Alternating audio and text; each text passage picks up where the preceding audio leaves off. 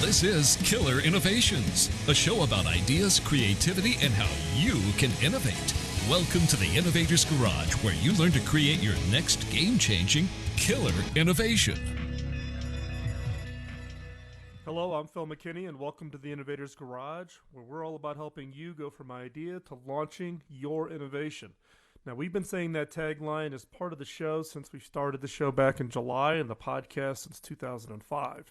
And we really do mean it. Part of the mission behind this show is really to help you, the listener, take your ideas and really transform those into game-changing innovations, whichever direction they may take. Now, this week, the show is going to be a little bit different.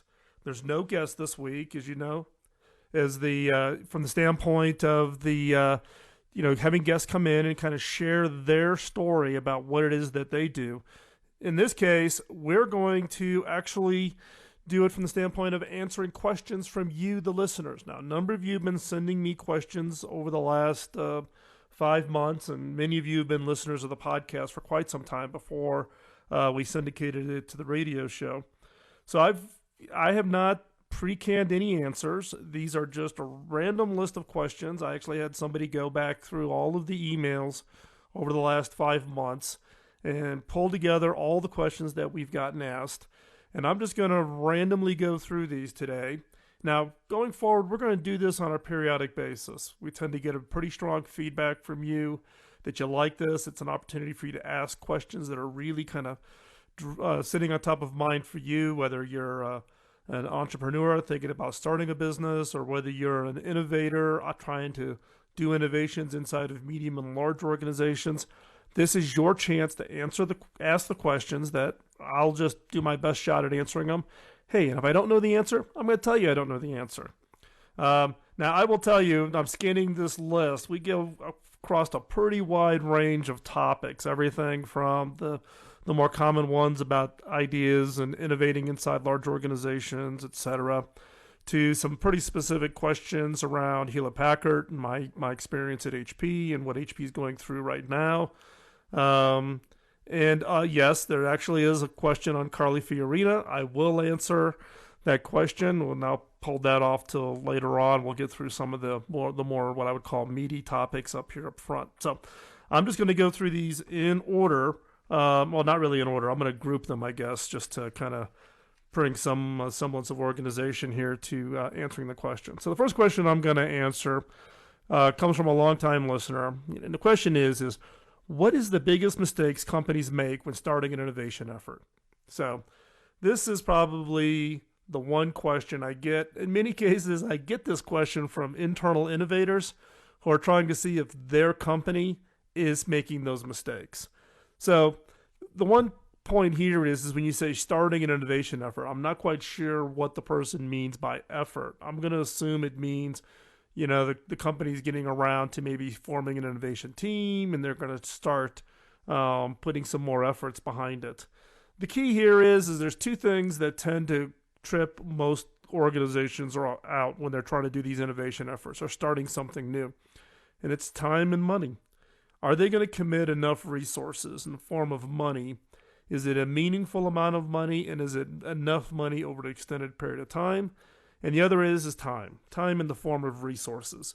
Is the CEO going to spend enough time at this? Is the management team going to spend enough time on this? And do they allocate not the B string, but the A string players to whatever the innovation effort's on? And so the biggest mistake I get is people, organizations, CEOs want to stand up, thump their chest and say, woo, we're going to go up and do these great innovation efforts.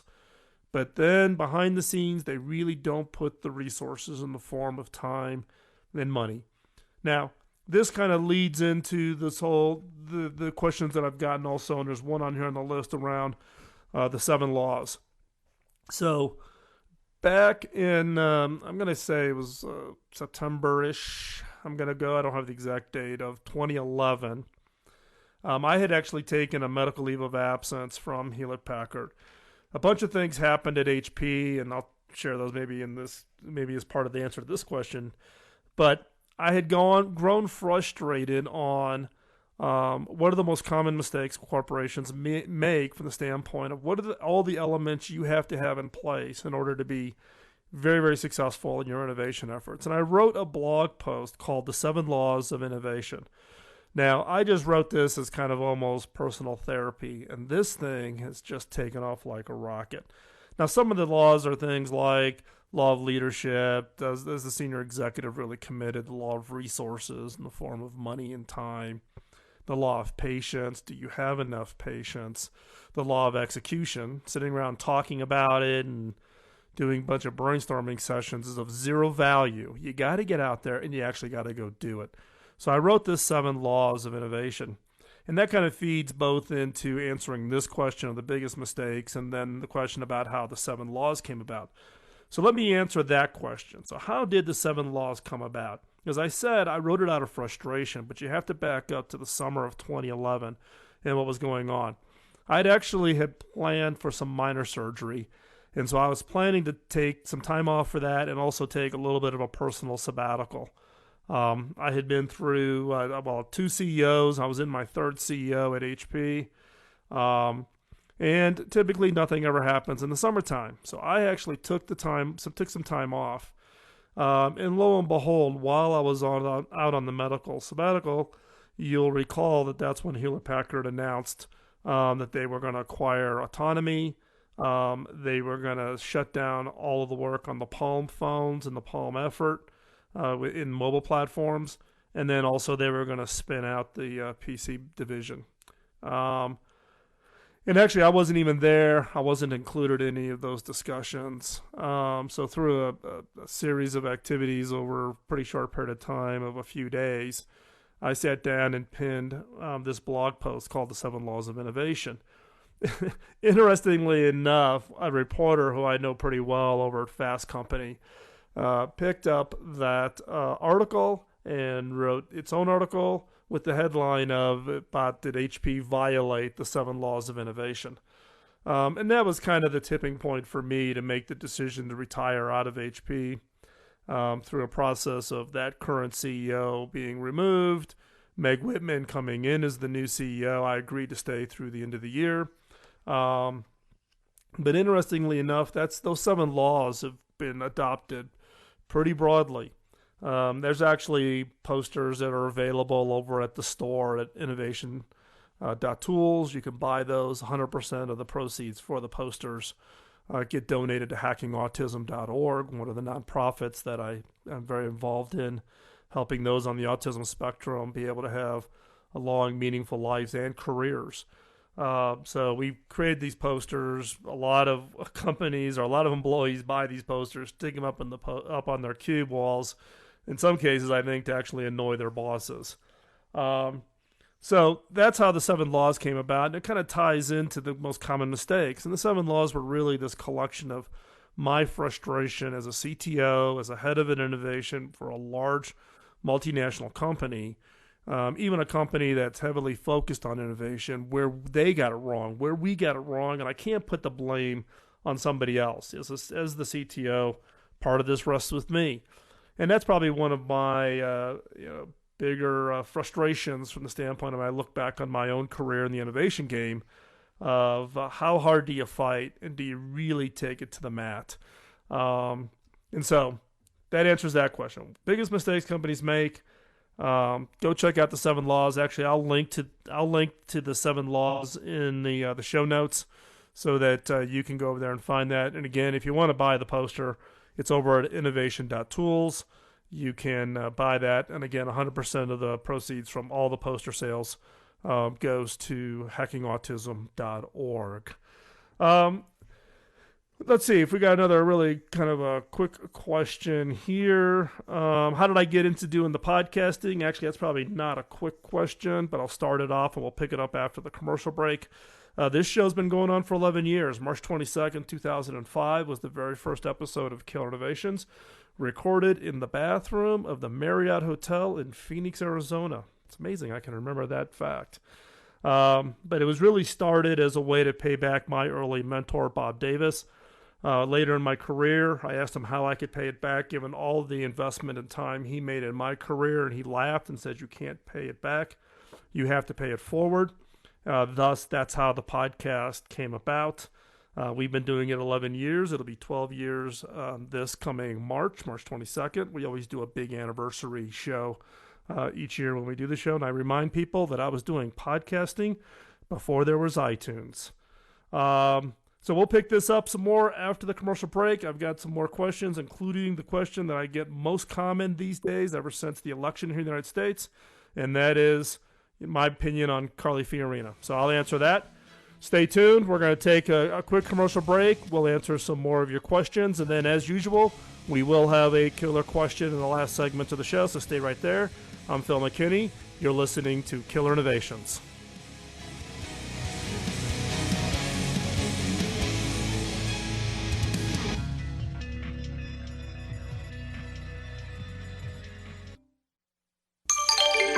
Biz Talk Radio.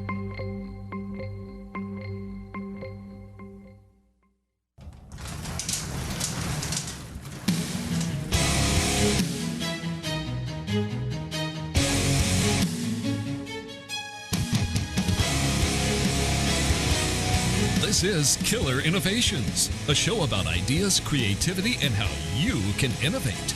Welcome to the Innovator's Garage, where you learn to create your next game-changing killer innovation. Hello, I'm Phil McKinney, and welcome back to Killer Innovations. We are taking a little bit of a sidestep to our normal format of having leading innovators on the show, and instead fielding questions from you, the audience. So these are questions that you sent in. Somebody else on the team has compiled them all up and handed them to me, so there are no pre-canned answers. I am truly trying to answer these on the fly. I did cheat, though, during the commercial break. I did read ahead to get my heads and thoughts about some of the questions that are being answered. Some of them are actually pretty interesting. So first off, let me pick up a question that I thought was really interesting that was in the list here is what is your biggest innovation failure? And then what is your biggest innovation success? If you've been a long time listener to the show, you know that I'm a big believer in we have to just face up to that we're going to fail. We're going to try things. We're going to try to make them work. They just don't work. And therefore, you learn from them, though, and then you pick up and you go forward. At the same time, though, you also have the opportunity that if you fail enough and you can keep trying, that you eventually will have a big success. So I'm going to start off with what is my biggest innovation failure. One is I've gone back through, I've been spending probably the last 5 or 6 months going back through my idea notebooks. And probably the biggest shocking thing was the things that I'd written down in my notebooks that I had flagged as really important ideas. I just never executed on them. So I think one of my biggest failures is, and I suffer from this just like everybody else does, is you got lots of ideas, you can stack them all up, you can write them in your idea notebooks, but they're of zero value unless you execute them. And I think the more specifically an example of a failure that probably haunts me more than anything else is the failure of the Palm acquisition at Hewlett-Packard. Combining HP's hardware power with the Palm operating system, WebOS, I thought that was going to be just an absolute breakthrough, new kind of mobile platform experience. Prior to the Palm, there was actually a hardware platform, a tablet product that was being worked on at HP. We were actually working with a certain very large magazine producer, publisher, and we were creating one of the very first, really what I would call rich digital magazines. It's a magazine, if you're in the tech world, you know it by name. We were working very hard with them, but the leadership at HP killed that product. That magazine, subsequently, we signed over our work on it to the magazine publisher, and they actually released that on the iPad, and it was one of the big early wins in magazine publishing and on the iPad. And in this case, then we went back and we did the Palm acquisition, and it was probably my biggest frustration that we couldn't make that work. Not completely underneath my control, but one that I had high hopes and ones that I was probably the most frustrated on. What was the biggest innovation success? Well, one is I think this podcast is an innovation success. As I shared before the commercial break, I started this March 22nd of 2005. The podcast started off even before iTunes even existed. Podcasting was extremely small. There was only a handful of us that were doing regular shows. And in fact, the first year of the show, 52 weeks, we put 50 shows out for the Killer Innovations. And that kind of established the footprint for for Killer Innovations. And the show's kind of waned on being on a regular schedule or being periodic. One of my motivations as to why we're syndicating this on radio now is, one, I got approached to do this. But two, it's also to force the discipline of putting out the show each and every week. I think it's that form of just being consistent and delivering you what I hope that you find is great content, some things that you would find useful. That's really the motivation for this. But having to do being on the radio live every Sunday at a specific time and then producing the podcast afterwards, that discipline I find helps me. I'm a big believer in using time boxing. So one way that I innovate is I kind of commit myself to something, commit myself to a schedule, and have to deliver. In this case of the podcast, I've committed to the weekly schedule of the radio show, and that's forcing me to continue to work at and deliver this podcast. And we're constantly experimenting with new things. And in fact, this week, we're just finalizing the design for the new studio. That will come together sometime in the beginning part of next year. And then we'll be in a position to actually be able to produce more content, hopefully continuing to improve the audio quality, and then eventually be able to make video of the podcast, being made that available too. So the other, probably the biggest innovation success was really the transformation of Hewlett-Packard's Personal Systems Group, the PC division. When I took over in my CTO role, that division was losing $1 billion, and it was number 3, number 4 in the market. Through a lot of teamwork, some great people, great support, we took it from losing $1 billion, being number 3, number 4 in market share, to taking it to number 1 market share and making $4.5 billion in profit. So you're talking about a $5.5 billion swing. And products that went on to win Best Product Design Products, three years running, being named to Fast Company's 50 Most Creative Companies, and specifically around those products like Blackbird and etc. But again, I take that as probably the biggest innovation success, but I played a small part. The team that rallied around the innovation efforts in that group, including all the product teams, they deserve the bulk of the credit, but it's one that I really take a whole lot of pride in. And that team, a lot of that team is still there doing great work at Hewlett-Packard. So that, I think, kind of addresses both the biggest failures and the biggest successes. For me, from the standpoint of the successes, yeah, they're great. You get little awards. I've got plaques and posters on my office here about the products that turn out to win and be quite successful. But for me, it's also about taking those risks and trying things that are not going to work out. Like this radio show. This was a pure roll of the dice. You know, could I do a weekly show with live guests doing interviews? And I'm going to leave that voting up to you as to whether or not you think I'm doing a good job, or if you've got suggestions on how to improve it, drop me a note. But it's about taking these risks and not being afraid that you're going to trip, fall, land flat on your face, and therefore you got to pick yourself up. Part of that is by trying these things out and tripping and failing and trying it again, you learn. But if you stay doing the same thing you've done all the time, I've just found that once you've achieved a major success in an area, sometimes you just got to pick up and go in a completely different area. That's where you're going to find that next success. It's not doing better than what you did 2 years ago or just a slightly better product you did 5 years ago. You got to go in a completely new area. That's where innovators really find their way through the whole process. So stay tuned. We're going to answer some questions specifically around the Hewlett-Packard split. And the most common question I get these days is on what I think of Carly and her running for president. So stay right there. We're going to be right back after this short commercial break. I'm Phil McKinney, and you're listening to Killer Innovations.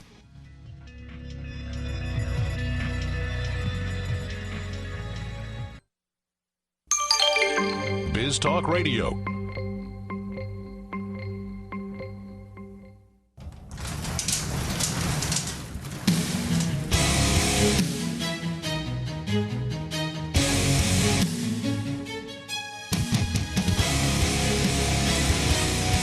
This is Killer Innovations, a show about ideas, creativity, and how you can innovate. Welcome to the Innovator's Garage, where you learn to create your next game-changing killer innovation. Welcome back to Killer Innovations. I'm your host, Phil McKinney. We're picking up where we left off. I'm answering a series of questions that you all submitted via email. One of the questions I commonly get is about where's the best way to find resources and tools, etc. Well, one is obviously Google search and a number of sites. There's a couple of things I'm going to announce today that hopefully you'll find useful. One is I don't know, it's probably 3 years ago, I put together a 2-hour audio course. It was released on CD, yes, back when CDs were still probably 5 or 6 years ago now. It's still available up on Amazon. You can go search for it. Just search for Phil McKinney. At Amazon, I think the publisher's selling it for like $20 or something like that now on Amazon. Today, though, I'm going to give it away for free. All the listeners for the show, radio show, for the podcast, you can get it for free. So the way to get it for free is just text me the word innovate to 33444. Or you can go to killerinnovations.com/innovate, type in your email address. You'll get an email back with all the links to download the audio files, the artwork, everything that's up on Amazon for $20. And again, 100% of the proceeds for that go to hackingautism.org. We donate, my wife and I, we donate all of the author royalties from the book, any revenue that comes in from any of the Amazon sales like this, or the posters or anything like that, all get donated to the charities that we're involved in.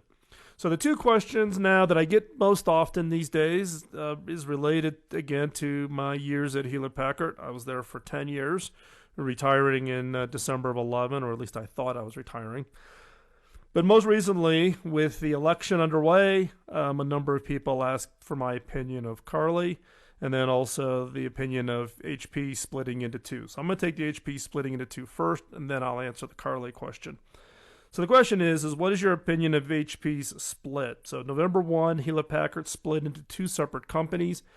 Hewlett-Packard Enterprise, which is the commercial large platform business, and then HP Inc., which is the old PCs, printers, laptops, displays, that kind of stuff.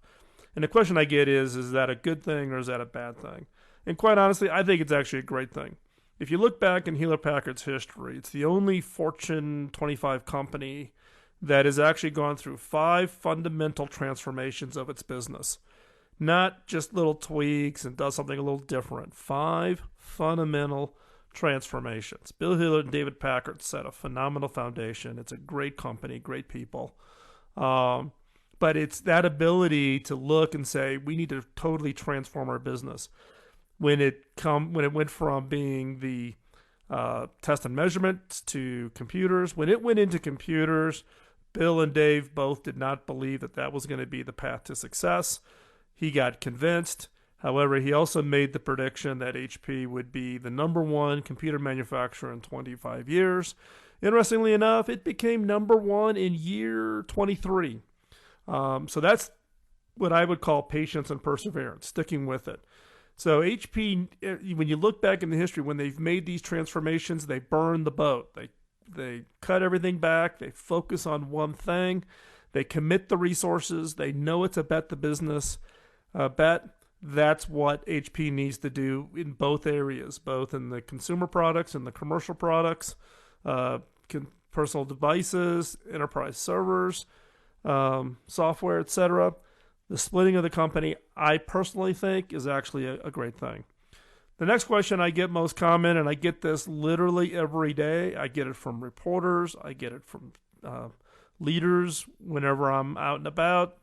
It's the most common question I get from the audiences when I'm giving my speeches, is what is my opinion of Carly and Carly running for president? Now, a little bit of history here. I was not at HP when Carly joined. I came in after Carly joined. I had retired, my first retirement out of Telligent. We had grown that business. I cashed out, was taking some time off, and HP actually contacted me to come in and help HP out, help Carly and the team out post the merger or acquisition of Compaq. So I came in that time frame. So that's my perspective. You just have to know that. I knew Carly through Alex Mandel, who is my boss at Telligent.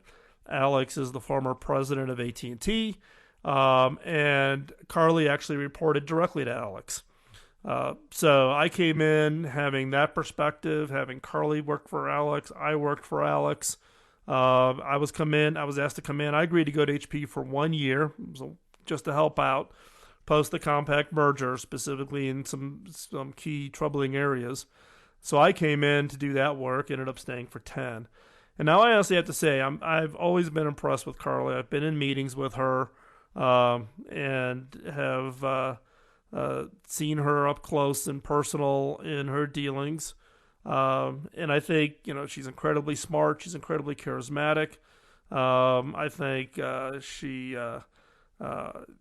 keep in mind that she was the first woman to run a Fortune 25 company back when she took over as CEO at Hewlett Packard. So all in all, I actually like her. Now, I'm not saying I'm going to vote for her because I think there's still a lot of other really good, strong candidates. But I do think that some of the criticism with regards to the Compaq merger and with the firing of employees, there's been CEOs at HP that have actually fired many more employees than what Carly did. And if you look at USA Today, did an analysis of Carly compared to all the other CEOs with regards to their financial performance, and Carly was not the worst from the standpoint of if you take into account the economic downturn and what other companies' performance numbers look like. So I think some of the use of the HP experience is either for or against needs a little bit more balance. But all in all, I think people have seen her in the debate. People seem to be intrigued by her. She seems to be, a lot of people want to know what is she really like in person. Like I said, I've always been impressed with her. I always got along with her very well. I thought that, or I do think that she is incredibly astute, very fast learner, very charismatic, great visionary, great strategist. So there you have it. Now maybe I can just take this audio and just distribute it to everybody, and I can stop getting questions literally every day from press and reporters. The next question I get asked, or I've been getting asked about most recently, is about a series of articles that I've been writing. They've been appearing over in Pulse on LinkedIn, along with Medium, and I've been posting them on my blog around American innovation. I'm a big skeptic on where we're heading on the U.S.'s ability to contain and grow its leadership in the innovation space. Really tied to two areas. One is education, and two is government support for the innovation efforts. So on the education side, you've heard it before. I've been a big, huge critic for years. I've got an entire chapter on my book outlining some of the work that I was doing with the U.S. Department of Education to try to innovate K-12 education. My view is for years we've been producing the world's greatest test takers. Now, surprisingly enough here, 2 weeks ago, President Obama actually put forward a new program to actually reduce the dependency on test taking. And he did that, and if you read the article and that on it, it's actually quite interesting because he points out that this has not achieved the results, and he recognizes that we've focused so much on the test. So that's actually the good thing. With regards to the government, if you look at government support of programs like DARPA or SBIR, Small Business Innovation Funds, those types of things, they've been decreasing at such a rate. And the tax structure actually encourages companies to do less long-term R&D and focus more on applied research, which is the near term. So we're leaving long-range, long R&D to other players, and other countries are stepping in the innovation. You look at it from patents being issued in China, Japan, even India now. The number of patents being awarded is starting to really put the pressure on the United States. So that's my view. I think if you want to continue to see, or if you want to receive the series of articles that I've been writing, you can go over to philmckinney.com. You can sign up for the newsletter there, and you'll get them each week as I post them. So We're going to wrap this up. If you've got questions that you would like answered, just drop them to me at phil@killerinnovations.com. I'll put together those answers, get those back to you, and save some of those up for the ones that are most common and use them in an upcoming show. So hopefully you found this useful. Again, just trying to address the most common questions that I get because I'm sure everybody else has them. So stay right there where you're at. We're going to take this quick commercial break. When we come back, we've got a just absolute great killer question this week, one that's kind of a little bit of a twist. So stay right where you're at. We'll be back. This is Phil McKinney on Killer Innovations on the Biz Talk Radio Network. The opinions you hear on Biz Talk Radio are those of the hosts, callers, and guests, and do not necessarily reflect those of this station, Biz Talk Radio, its management, or advertisers. The information on Biz Talk Radio does not constitute a recommendation, offer, or solicitation to buy or sell any product or service. If you have any questions about Biz Talk Radio, contact us at 817-274-1609 or at biztalkradio.com.